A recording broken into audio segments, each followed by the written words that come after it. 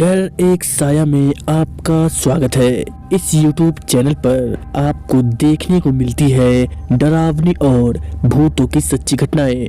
तो चलिए बढ़ते हैं आज की डरावनी कहानी की ओर। सौरभ और उसकी पत्नी एक ट्रिप पर जा रहे थे। उन लोग घूमने के लिए शिमला जा रहे थे। उनका सबसे पहले प्लान था कि उन लोग शिमला पहुंचते ही सबसे पहले अपने होटल में जाएंगे और वहां आराम करेंगे। वो अपनी गाड़ी से जा रहे थे कि अचानक से उनके होटल की ओर जाने वाला रास्ता बंद पड़ा था, जो कि कल सुबह खुलने वाला था। सौरभ ने सोचा कि अब आज कहाँ रुका जाए। तभी उसकी पत्नी ने कहा कि क्यों ना यहीं आसपास एक होटल में रूम बुक कर लेते हैं, सिर्फ आज के लिए, और कल सुबह होते ही अपने होटल की ओर निकल पड़ेंगे। सौरभ को भी ये आइडिया पसंद आया और वो वहाँ के एक होटल की तलाश में यहाँ वहाँ अपनी गाड़ी में घूमने लगे। वो होटल की तलाश में बहुत अंदर या कहे तो घने जंगलों में जा चुके थे। उनको कोई रास्ता पूछने के लिए इंसान भी नहीं दिख रहा था। अचानक एक पत्थर पर बैठा हुआ एक बूढ़ा दिखा जो हुक्का पी रहा था। उसको देखते ही सौरभ ने अपनी गाड़ी रोकी और उससे आसपास रहने के लिए होटल पूछा। उस बूढ़े ने उंगलियों से एक दिशा की ओर इशारा किया और हुक्का पीने लगा, पर उसने कुछ नहीं बोला। सौरभ भी उसके दिखाए हुए रास्ते पर निकल पड़ा। कुछ दूर जाते ही उनको एक होटल दिखाई दिया। होटल दिखने में कुछ ज्यादा शानदार नहीं था, पर ठीक ठाक था। सौरभ और उसकी पत्नी होटल में गए जहां एक आदमी काउंटर पर खड़ा था। सौरभ ने उस आदमी से एक रूम की चाबी मांगी और एक दिन रुकने के लिए बोला। उस आदमी ने कहा कि सर, आपको जितने भी दिन रुकना है आप रुक सकते हैं, पर आपको किराया 2 दिन का देना होगा। सौरभ ने भी पैसे दे दिए। वो आदमी कुछ देर खड़ा रहा और कुछ सोचने के बाद उसने एक रूम की चाबी निकाली और हल्की सी हंसी के साथ उस चाबी की सौरभ को दे दिया। उसकी हंसी को सौरभ समझ नहीं पाया और चाबी लेकर रूम की ओर बढ़ा, पर उसने चाबी पर देखा कि चाबी रूम नंबर 333 की है।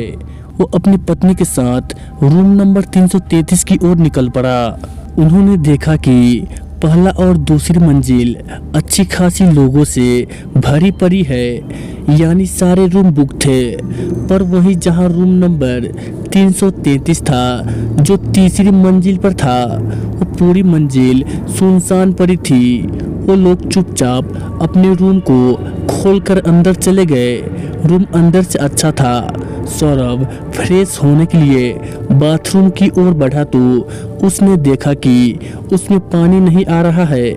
उसने होटल को स्टाफ को फ़ोन करने के लिए रूम के टेलीफोन को उठाया और फ़ोन मिलाया। फ़ोन उठाया गया, पर वहाँ से कोई आवाज़ नहीं आई। बस एक हल्की सी हंसी की आवाज़ आई और फ़ोन कट हो गया। तभी अचानक उसी टेलीफोन पर एक कॉल आया। इस बार होटल की स्टाफ की आवाज़ थी। उसने पूछा कि जी सर, बोलिए, हम आपकी क्या सहायता कर सकते हैं। सौरभ ने कहा कि आप जल्दी से हमारे रूम आइए, और क्योंकि यहाँ पानी नहीं आ रहा है। स्टाफ ने कहा कि सर, आप अपना रूम नंबर बताइए।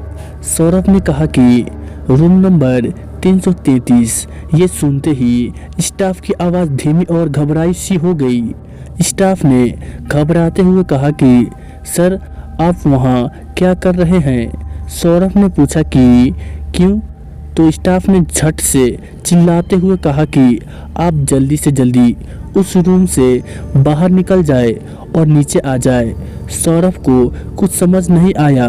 उसने इसका कारण पूछा तो स्टाफ ने कहा कि सर, आप सवाल मत पूछो, बस जल्दी से जल्दी उस रूम से बाहर निकल आओ, आपको वहाँ बहुत खतरा है। ये सुनते ही सौरभ ने फ़ोन काटा और अपनी पत्नी को सामान के साथ वहाँ से निकलने को कहा। अभी वो निकल ही रहे थे तो उनके दरवाजे को कोई खटखटाने लगा। सौरभ ने बार बार पूछा कि कौन है। बाहर पर किसी की आवाज नहीं आई। सौरभ और उसकी पत्नी समझ गए थे कि ये कि भूत प्रेत का मामला है। वो दोनों बुरी तरह से घबरा गए थे। तभी उनके रूम की लाइट कट गई और सब अंधेरा हो गया। तभी बाहर से आवाज आई, सर आपने पानी ठीक करने के लिए बुलाया था ना, मैं उसी के लिए आया हूँ। सौरभ ने सोचा कि अभी तो नीचे स्टाफ ने कहा कि ये रूम खतरों से खाली नहीं है, और अब ये कौन है जो दरवाजे के बाहर है। तभी सौरभ को वही धीमी सी हंसी सुनाई दी जो उसने फोन पर और नीचे चाबी लेते वक्त सुनी थी। तभी रूम टेलीफोन फिर से बजा। फोन स्टाफ का था। उसने कहा कि सर अभी तक आप नीचे नहीं आए। सौरभ ने कहा कि बाहर एक होटल का स्टाफ आया है जो कह रहा है कि वो पानी को ठीक करने आया है। स्टाफ ने कहा कि सर कुछ भी हो जाए आप उस दरवाजे को मत खोलना, नहीं तो आपकी मौत आपके सामने होगी। सौरभ ये सुनते ही सहम गया। स्टाफ ने कहा कि आप अंदर ही रहे, हम कुछ लोगों के साथ ऊपर आ रहे हैं। ये कहते ही फोन कट हो गया। कुछ देर बाद दरवाजे से आवाज आई, सर आप बाहर आ सकते हैं। सौरभ ने सुना कि बाहर से कुछ और लोगों की भी आवाजें आ रही है, तो उसको यकीन हो गया कि बाहर सच में होटल का स्टाफ ही है। सौरभ ने दरवाजा खोला और चैन की सांस ली और सभी लोग वहां से हटकर नीचे आ गए। सौरभ ने देखा कि जो स्टाफ पहले काउंटर पर था वो अब वहां नहीं था, उसकी जगह कोई और वहां पर खड़ा था।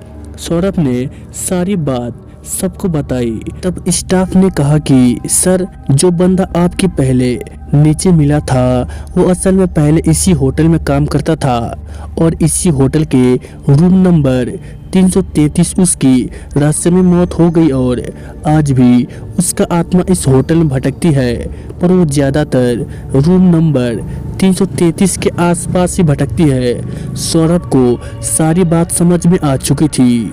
तो दोस्तों ये कहानी बस इतना ही। अगर आप इस चैनल पर नए हैं तो इस चैनल को जरूर सब्सक्राइब कर ले ताकि आने वाले वीडियोस की नोटिफिकेशन आपसे मिस न हो जाए। तो चलिए मिलते हैं अगली वीडियो में।